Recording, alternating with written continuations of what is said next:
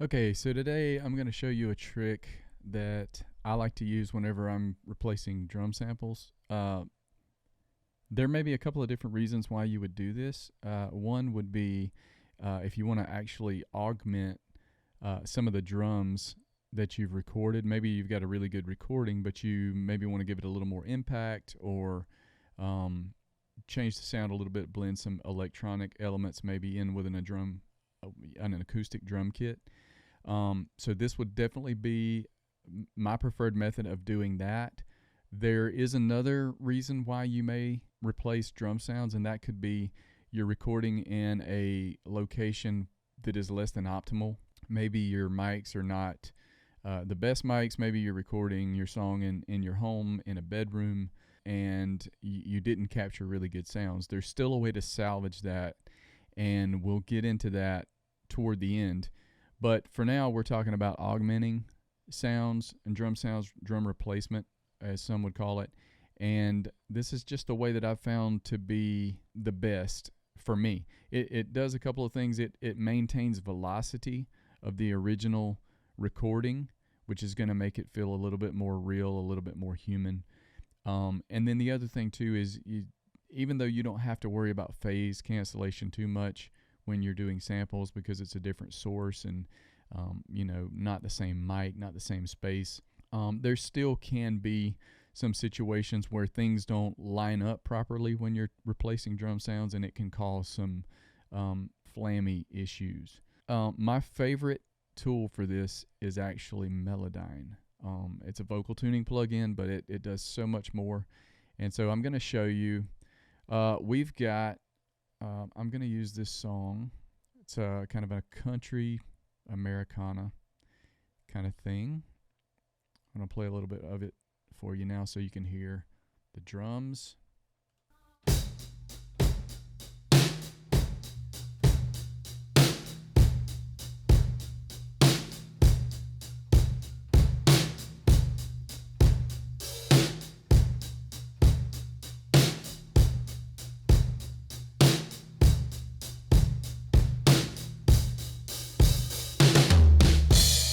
So this was recorded with, pretty decent mics, some mid-level mics, but it was recorded in my studio. It's a good space, and I've actually done a little bit of just minor treatment to these already. Kit sounds good, but let's just say I'm gonna take out this out mic, and we'll listen.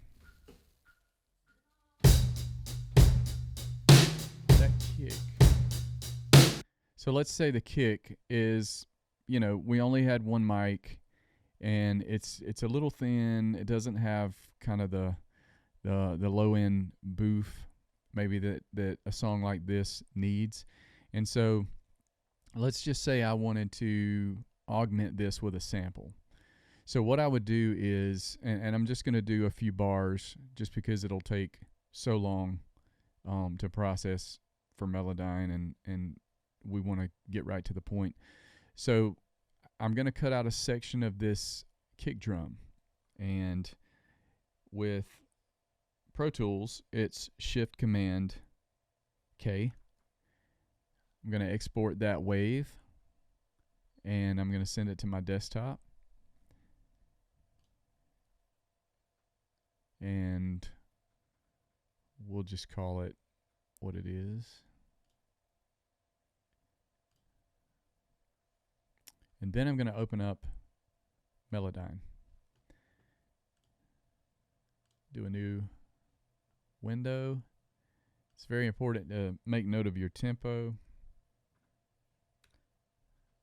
which is 98 in this case. I'm going to go down to desktop. I'm going to drag that in. Go up into Melodyne editor to file, save as. It's going to give you an option.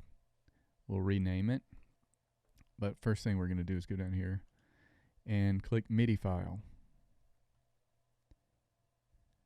And we're going to name it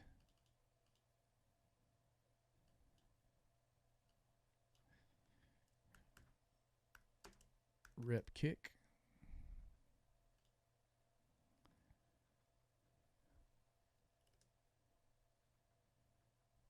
We'll leave the 3. Put this away. We're going to come back into Pro Tools.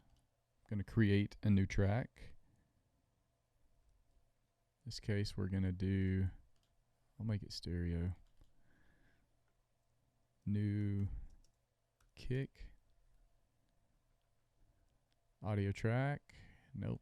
It needs to be an instrument track. Rename. New kick. Create.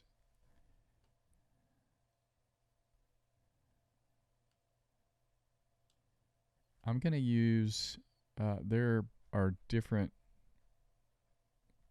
programs that can do this, but I'm going to use, if I can find it, Superior Drummer 3. We'll let that load. All right. I'm going to go to an empty kit. Go under drum kits and just empty the kit. All right. So up here, I'm going to select kick. And I'm going to import an audio file. There's a kick. We're going to replace that kick. Import. All right. So there's our sample. I'll solo this so we can hear it.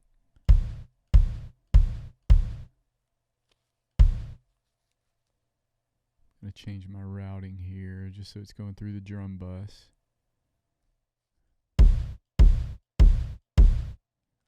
So that's got a little bit more bottom, a little bit more, even a little bit of a room, which for an Americana kind of track would be great.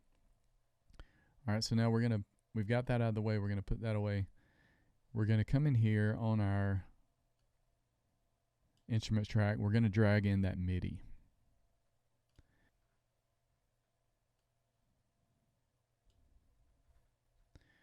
All right, drag it all the way to the front.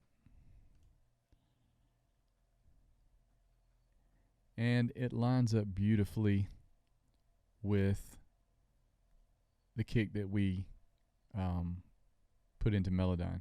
Now, what you'll see here is there was a little bit of bleed on the kick mic, and this is the snare bleeding over into the kick mic. So we're going to change this from clips to notes, and we're going to just go ahead and take that away. We can see everywhere those happen. You can see that it maintained the velocity between the hits, so they're very easy to recognize.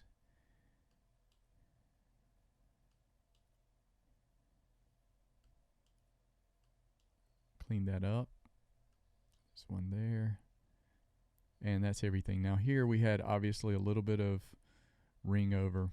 We could shorten that because this is the MIDI. All it's going to do is trigger the drum sample that we put into Superior Drummer. And it'll do it in perfect time and perfect velocity with the drum track that we just brought in. So we don't have to worry about, it's going to maintain feel. We're not going to have to worry about volume levels kind of riding up over one another in any places. So we're going to be able to maintain that a lot more comfortably. And now we just have to go and drag it down until we find the note that triggers.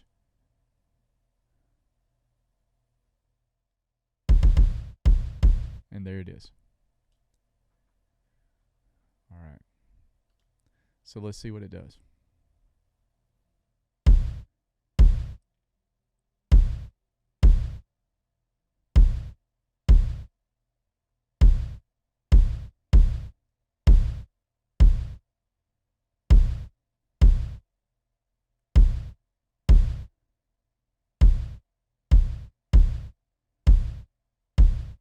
Let's bring in the sample.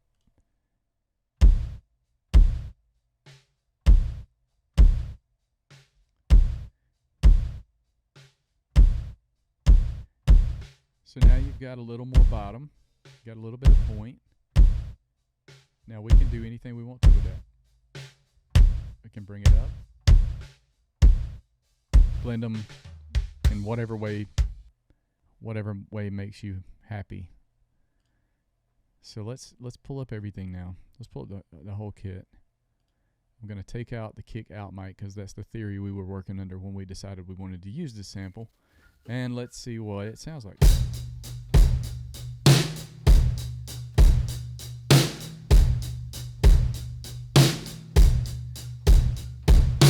So now all of a sudden we've got, you know, if we were in a situation where that's the only mic we had and we didn't have a kick out mic, and so we didn't feel like we had a little bit of bottom on that kick drum like we wanted, you can pull in a sample, and as you can hear, it sounds like a much better kick.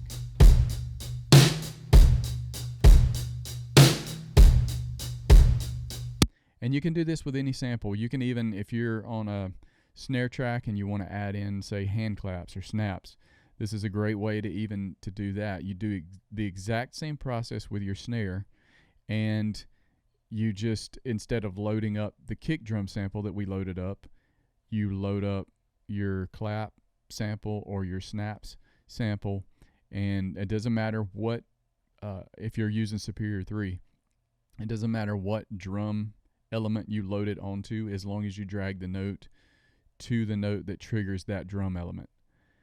And so that's the number one way for augmenting drums that I use, in particularly because of the way that it maintains the original performance integrity of the captured performance.